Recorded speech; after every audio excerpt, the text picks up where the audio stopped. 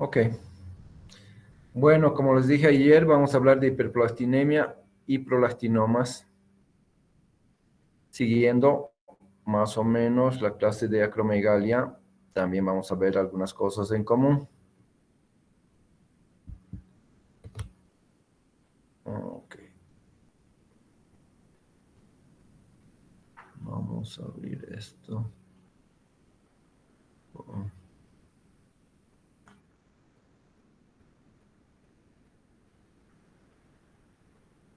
Bueno. Ok. Quiero ampliar un poco esto.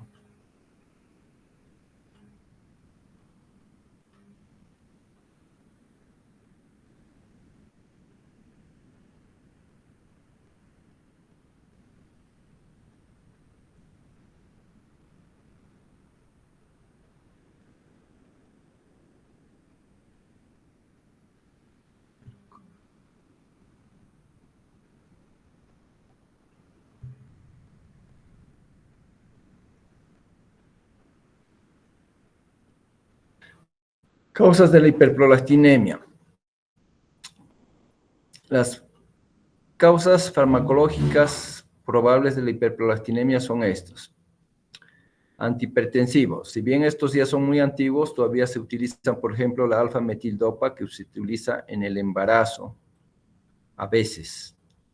El verapamilo, que no se utiliza mucho, es un antiarrítmico, y la azathioprina, que definitivamente ya no se utiliza, ¿no? Otros medicamentos antipsicóticos, fenotiacinas, butirofenonas y antidepresivos tricíclicos. Por ejemplo, una que todavía se utiliza es la amitriptilina, como antineurítico sobre todo. Entonces hay que tener cuidado con estos antipsicóticos y antidepresivos que pueden causar también hiperprolactinemia de causa farmacológica. También los inhibidores de la monoamino oxidasa pueden ser causa de hiperprolactinemia. También algunos otros medicamentos prohibidos como la cocaína y raramente algunos algunos antidepresivos que son más específicos, como la venlafaxina, la paroxetina, entre otros, ¿no? Pero sobre todo en este grupo hay que tener cuidado con los tricíclicos, yo diría que son los más comunes, y en los antihipertensivos tal vez estos dos. Gastrointestinales, clorpromacina, que casi ya no se utiliza en algunos tratamientos.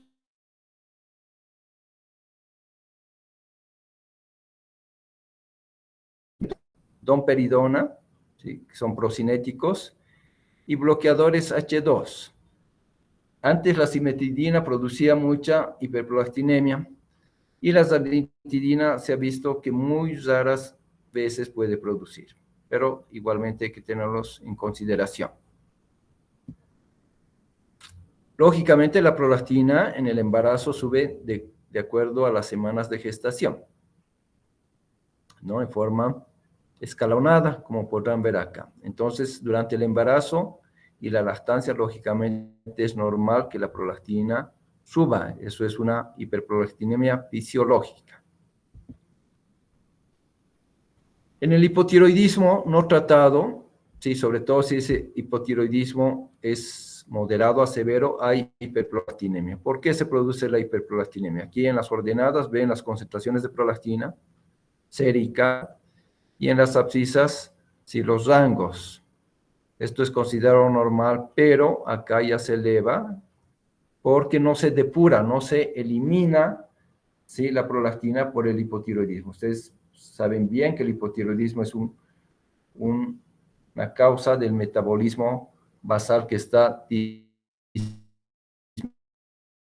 disminuido, entonces no se elimina la prolactina. Entonces, lógicamente, puede haber hiperprolactinemias no muy grandes, pero puede haber. Entonces, habrá que tener en cuenta.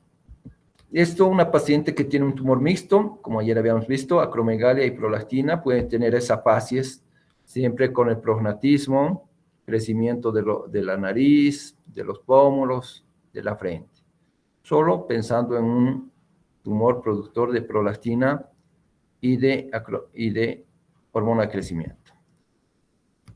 En los pacientes con insuficiencia renal, algo parecido con el hipotiroidismo, tampoco no se depura, ¿sí?, la prolactina, que quiere decir que la prolactina, acá indicada en nanogramos por ml, circula más tiempo, ¿sí?, por el organismo porque los riñones no están eliminando la prolactina en forma adecuada.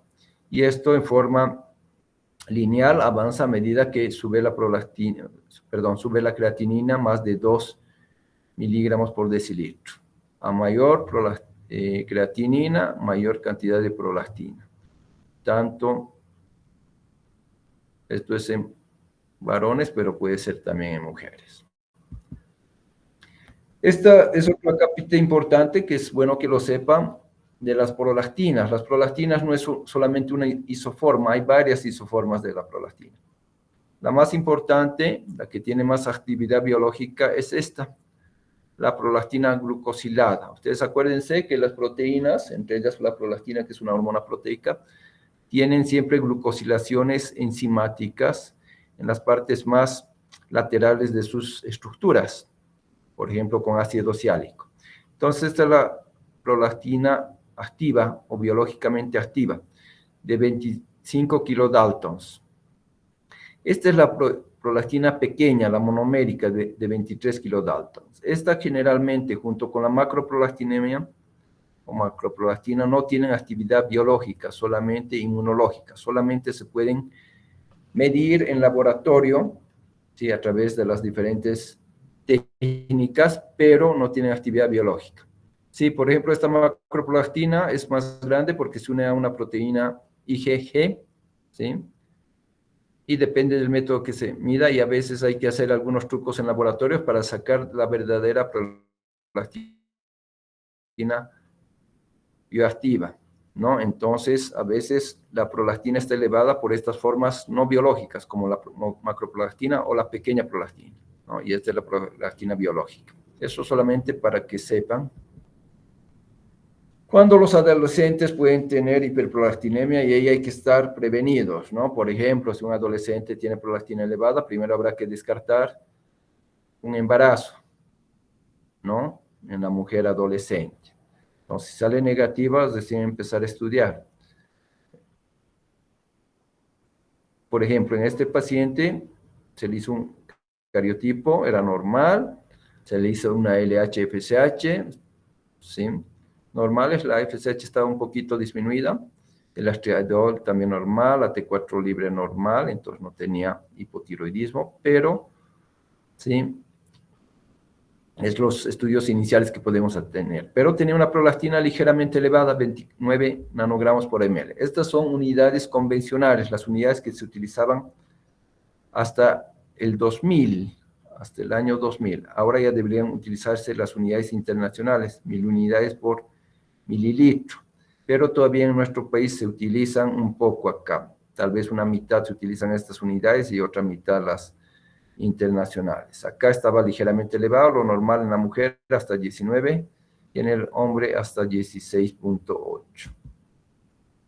Ese es un tumor, ¿sí?, supracelular que está en la hipófisis, pero que invade un poco la parte superior de la cila turca, llegando al quiasma óptico, y entonces comprime eso y puede dar cambios en los campos visuales. En este caso tenemos un macroadenoma. Les decía que la mayoría de los tumores en la acromegalia, por ejemplo, son macros porque se descubren posteriormente, o sea, se diagnostican las acromegalias a los 40, 50 años. De 100 estamos diagnosticados a los 30, 31 años. En la prolactina generalmente son micros, son pequeños porque dan más síntomas, sobre todo en la mujer, ¿ya? Por ejemplo, esta paciente raramente tenía una hiperprolactinemia hipotalámica, entonces el factor estaba en el inhibidor de la dopamina, que es la dopamina, es el regulador de la prolactina, inhibiendo a la producción de prolactina. En este caso, teníamos un craniofaringioma, que es un tumor que se origina en la bolsa de Zaki, raro, pero que se produce en adolescentes. Sección del tallo hipoficiario, que ayer habíamos visto el tallo hipoficiario. Enfermedades hipotalámicas, generalmente infiltrativas, ¿sí? Adenomas no secretores y silla turca vacía se llama, ¿no? Esta es una gráfica del doctor Mollis de Chicago. Entonces, cuando es en adolescentes hay que estudiar si no puede ser un craniofaringioma o todas estas, ¿no? La enfermedad hipotalámica, generalmente infiltraciones por sarcoidosis, otras infiltrativas, es rara también, ¿no? Pero hay que tener en cuenta. Desde diagnóstico, entonces, ¿qué tenemos que hacer? Como en toda la medicina, un buen diagnóstico. Para eso, lo que más el mejor instrumento es la historia clínica. Los antecedentes, sobre todo antecedentes patológicos de la paciente, ¿ya? Por ejemplo, si no ha tenido anorexia nerviosa, que también puede cursar con una ligera hiperprolactinemia. Después de la historia clínica, las opciones, si son regulares, irregulares, si ha tenido amenorrea o no, la fecha de última menstruación, y la secreción, si tiene galactosea, se llama la secreción por los pezones de una secreción clara o parecida a la leche, a la expresión o en forma espontánea. ¿Están escuchando? ¿Me escuchan? Ok. Lógicamente, el examen físico. En el examen físico hay que corroborar que esta secreción sea realmente como ella nos manifiesta, ¿no? Y para eso hay que pedirle a la paciente que se exprima un poco el pezón, no solamente el pezón, desde la raíz de la mama para ver si hay realmente galactosea, ¿no? Y qué características tiene, si es clara, si es escasa, si es de ambos lados o de un solo lado. Lógicamente, cuando ya nos tiene más confianza la paciente, habrá que explorar las mamas para ver si no hay quistes. Los quistes pueden ser otra causa de hiperprolactinemia, sí, sobre todo en adolescentes. Lógicamente, una hiperprolactinemia leve, ¿no? Laboratorio, ¿qué tenemos que pedir? Un test de embarazo para descartar primero un embarazo. Una TSH para descartar un hipotiroidismo, principalmente primario, o sea que se deba, ¿sí?, a la falta de respuesta de la tiroides. Entonces la TSH va a estar alta y la T4 libre va a estar baja. Creatinina sérica para ver si esa paciente no tiene una enfermedad renal crónica. Entonces con esto ya hacemos el diagnóstico, más la prolactina elevada, y tendremos que pedir un campo visual. Primero, a la confrontación, nosotros lo podemos hacer en laboratorio, ¿sí? Se le pide al paciente que fije la mirada a un punto, por ejemplo, un lapicero, y exploramos los campos visuales, si tiene alguna cuadrantopsia, ¿sí?, algún defecto en el campo visual de ambos ojos.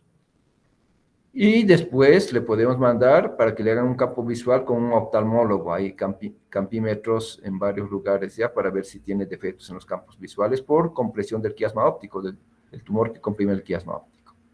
Una resonancia magnética nuclear para ver el tumor, o una tomografía también con contraste mejor, ¿sí?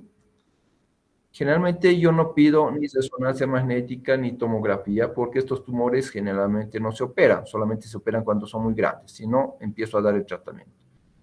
Y aplicar este efecto Hook, se llama cuando el tumor es grande y la prolactina es normal o levemente elevada.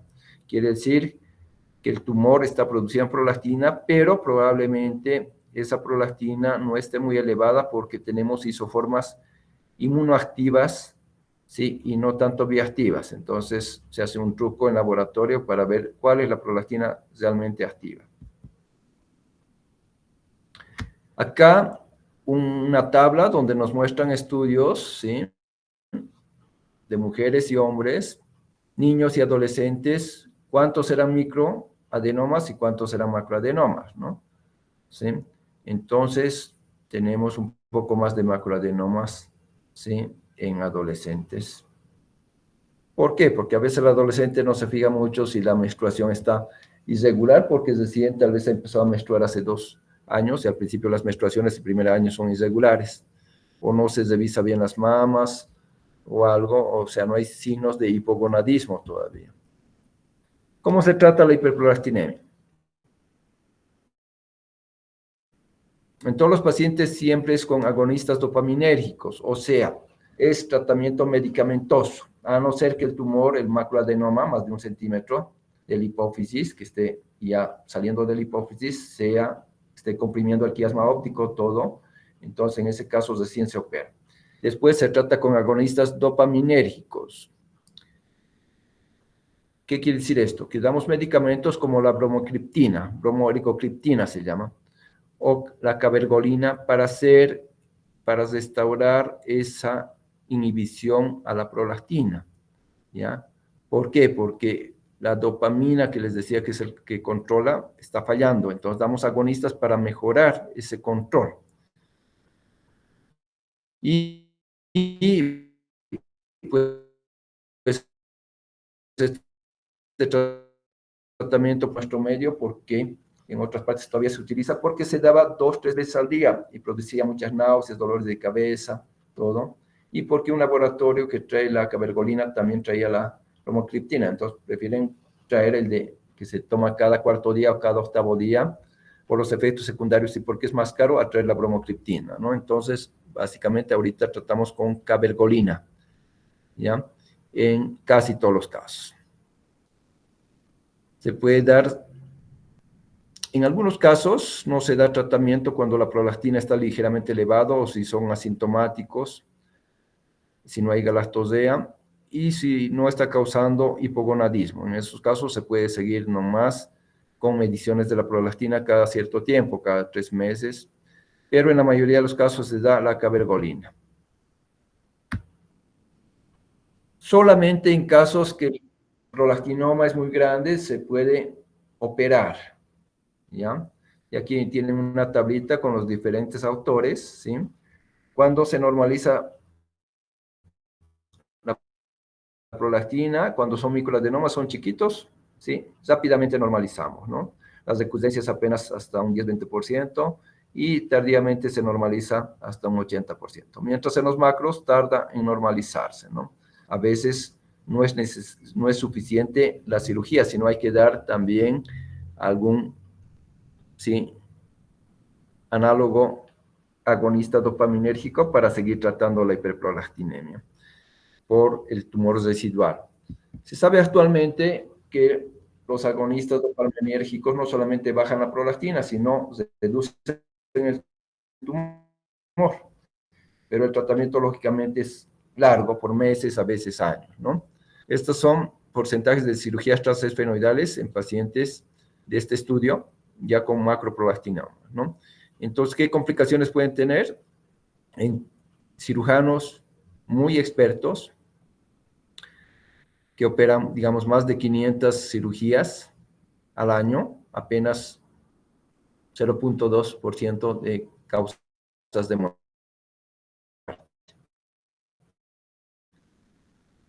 Si son menos expertos, un poco más. Si operan menos de 200 al año, acá en Bolivia, un neurocirujano operará con suerte un prolactinoma al año, si es mucho, ¿no?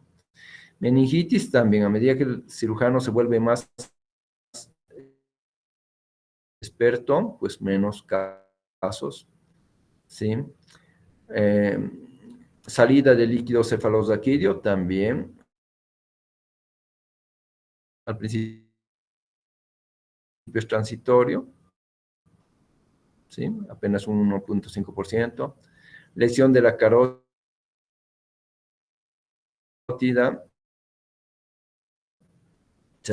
¿qué quiere decir? Cuando se afectan las otras hormonas que están en la adenohipófisis, entonces puede afectar la TSH y tenemos un hipotiroidismo, la CTH y tenemos una insuficiencia suprarrenal, ¿sí? De origen hipofisiario, ¿no? Y así podemos tener hipogonadismos porque se altera o se lesiona también las celulitas que producen LH y FSH, hasta en un 7.2% en macroadenomas, ¿no? Y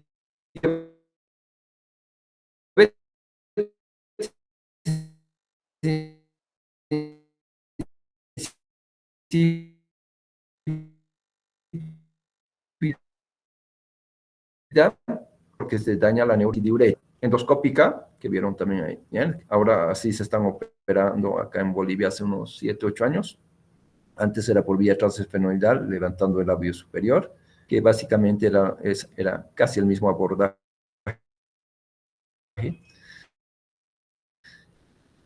El problema de estas endoscópicas o transesfenoidal que a veces no sacas todo el tumor, ¿no? Por ejemplo, este es un tumor supracelular, hasta aquí es la más, porque he visto todavía en México hace 30 y tantos años las cirugías transfrontales, ¿no? Les quitaban la calota como en las épocas de Frankenstein, pero se sacaba todo el tumor, ¿no? En acromegalia estamos hablando, en estos raramente se opera. Ok, ¿cuáles son las indicaciones de los prolactinomas? Defectos en los campos visuales, ¿sí? Quiere decir que ya está alterando el quiasma óptico y los nervios ópticos. No respuesta a la terapia médica, ¿sí? A la cabergolina, básicamente. Crecimiento del tumor a pesar de la terapia médica. Intolerancia a los agonistas de la dopamina. A veces se presenta intolerancia. Entonces, en vez de utilizar cabergolina, a veces hay que volver ¿sí? a la bromocriptina, o a veces si tenemos alguno ya más moderno, podemos utilizar también otros, ¿no? Apoplejía hipoficiaria. Esto es rara como causa de tratamiento, pero puede ocurrir. ¿Qué quiere decir? Que como la hipófisis es una de las glándulas más irrigadas y está creciendo mucho ese tumor, puede tener sobre todo si es quístico el tumor, puede sufrir una apoplejía. ¿Qué quiere decir? Una hemorragia en la hipófisis y puede afectar sobre todo la producción de ACTH y uno se puede morir por insuficiencia suprarrenal aguda. Entonces, cuando el tumor es muy grande y se está dando también tratamiento con cabergolina, hay que estar atentos a que no haga una apoplejía hipoficial. Y en ese caso, en forma aguda, entrar a operar, ¿no? Porque ha habido una hemorragia a nivel del tumor, lesionando casi toda la hipófisis. Sinosea cerebroespinal debido a la erosión del seno esfenoidal. El tumor crece para arriba, supracelular, pero a veces puede crecer también hacia los lados, hacia el seno esfenoidal, y causar una sinosea por erosión del seno esfenoidal, que es raro, ¿no? Ok, esas son las indicaciones contadas de cirugía. ¿Qué hacemos si a ese paciente le hemos operado una vez, ¿sí? Porque no ha dado éxito el tratamiento médico y le damos su cabergolina y sigue creciendo el tumor, todo, le tenemos que dar radioterapia, como habíamos hablado ayer en caso de acromegalia, que es más frecuente porque el tumor en la acromegalia casi no se reseca totalmente, ¿sí? Entonces, tenemos esta radioterapia convencional, que se llama multifraccional y estructurada. Esa no tenemos acá, tenemos la más antigua, digamos, ¿no? Hay otras, la estereotáxica, simple y fraccionada también, menos radiación para los tejidos circunvecinos. Tenemos estos que son todavía más modernos, el gamma knife, que se llama, que es este, el INAC también, y el proton beam. De estos recién están apareciendo un poco en La Paz para otros tipos de tumores, ¿no? Ok, esta radioterapia se puede dar cuando el tumor es resistente tanto al tratamiento médico como al tratamiento quirúrgico, pero eso ocurre muy poco en los prolactinomas, más ocurre en la acromegalia.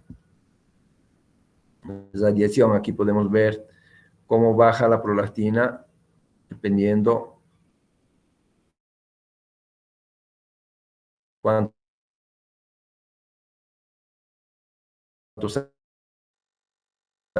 años de las 9. A los 3 años, todavía una mitad están activos. Indicaciones de radioterapia. Como dijimos, las indicaciones también para el tratamiento quirúrgico, también hay indicaciones para radioterapia. Crecimiento continuo del prolactinoma después de la terapia médica o quirúrgica, ¿no?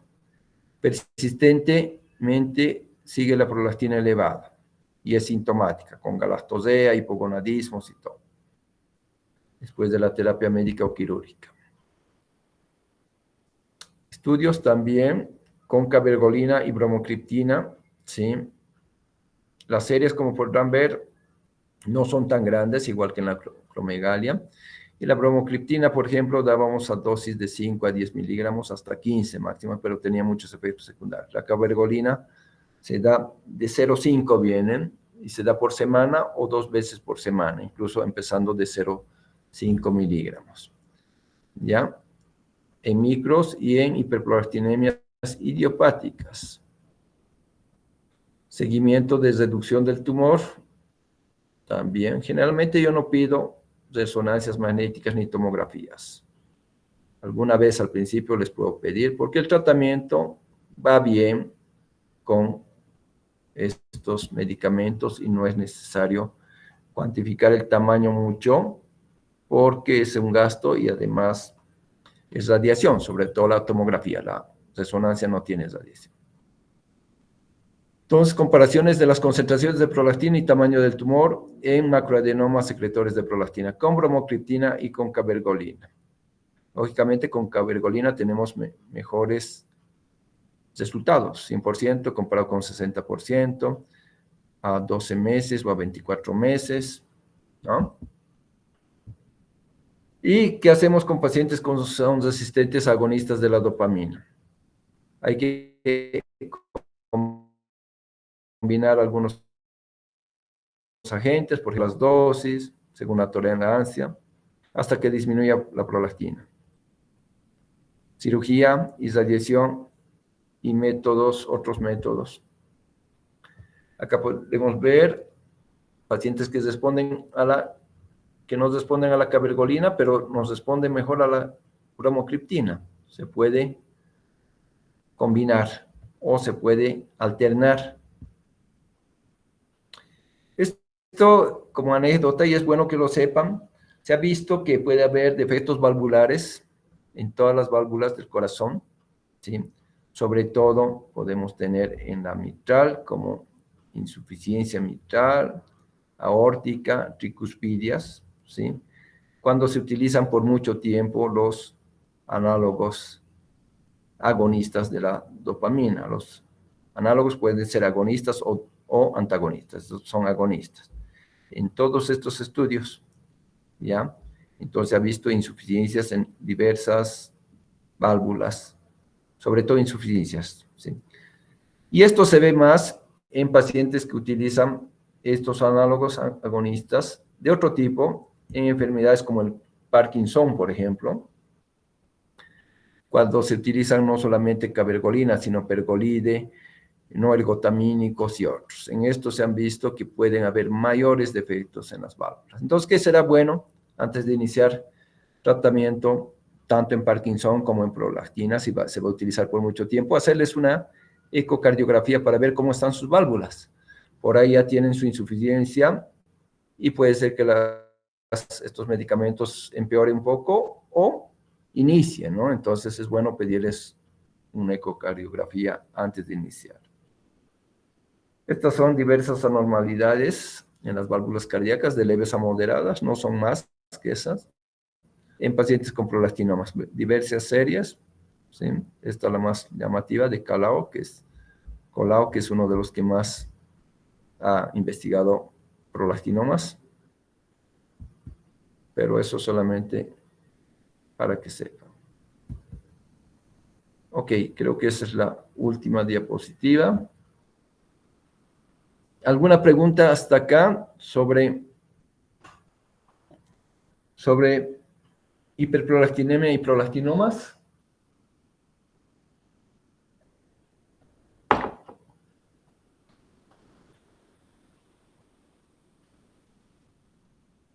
¿No hay preguntas?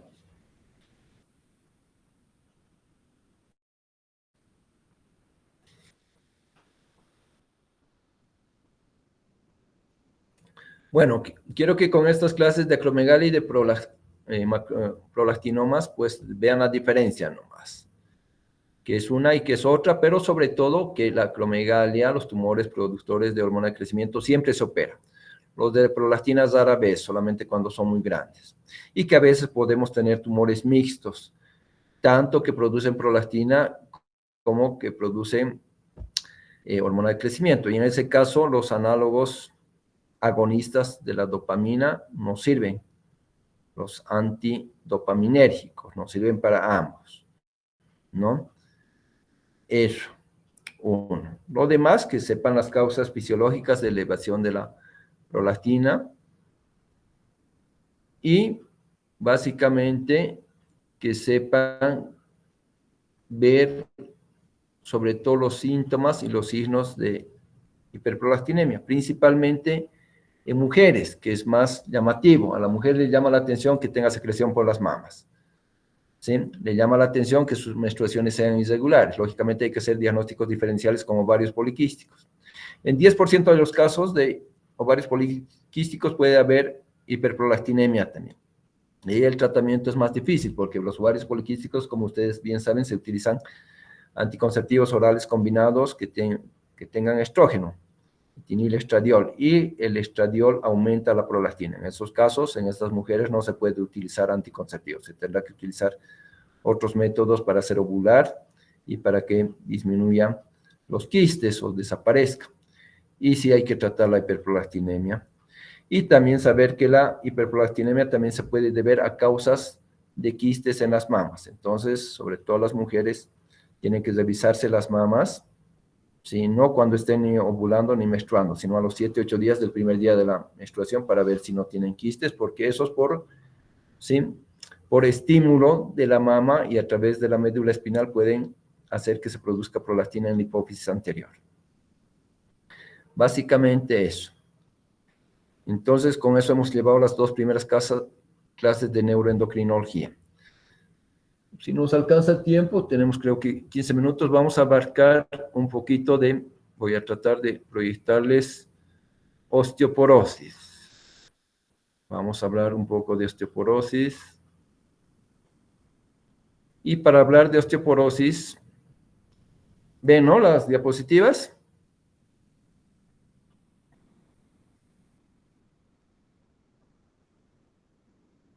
Siguen las diapositivas de hiperprolactinemia. Ok. Vamos a salirnos entonces de la hiperprolactinemia. Ahora ven la de calcio.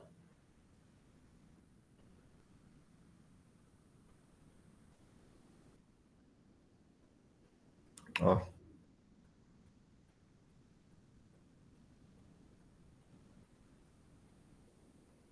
Ahora estamos compartiendo.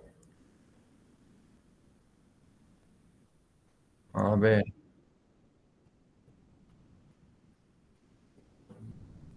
¿Nada?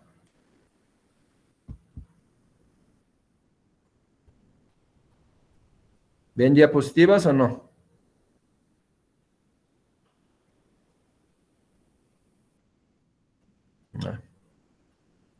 Ok. Presentación.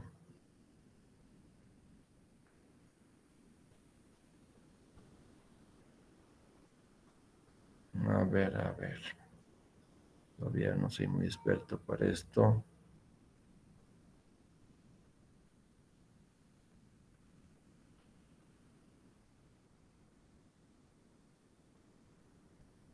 A ver, voy a intentar y si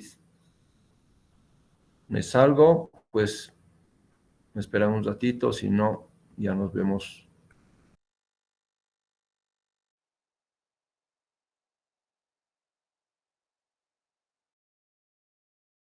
Poner, si no, nos vemos ya mañana con osteoporosis. ¿Ven la diapositiva? No.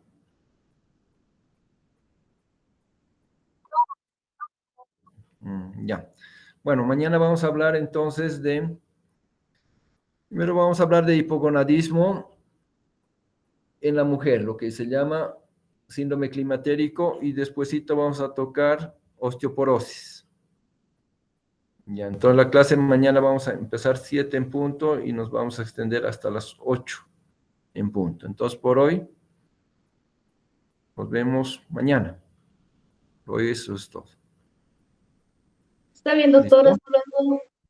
Listo, hasta luego. Hasta mañana.